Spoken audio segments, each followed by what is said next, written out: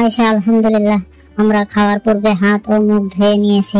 আসুন আমরা বিসমিল্লাহি ওয়া আলা বারাকাতিল্লাহ বলে খাবার শুরু করি। বিসমিল্লাহি ওয়া আলা বারাকাতিল্লাহ।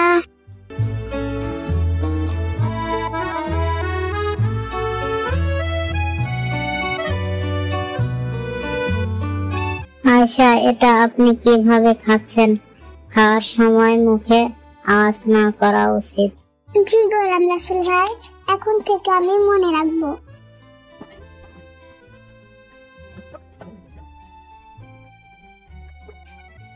আয়েশা, খাবারের সঠিক পদ্ধতি হচ্ছে এটাই।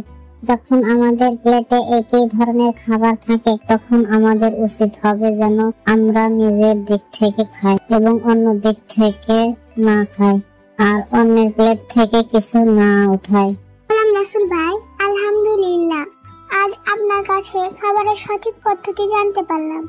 চলুন আমরা খাবারও খেতে থাকি এবং খাবারের সুন্নত ও আদব নিয়ে আরো কিছু জেনে নিই। এটা তো ভালো কথা আয়েশা।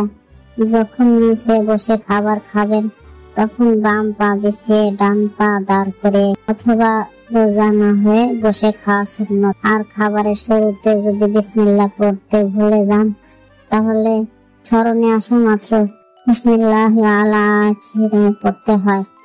গোলাম রাসূল ভাই, খাবার নিজের সামনে থেকে খেতে হয়, তাই না? মাশাআল্লাহ আয়েশা। আর খাবার খাওয়ার সময় মুখ থেকে আওয়াজ মোটেও যেন বের না হয়।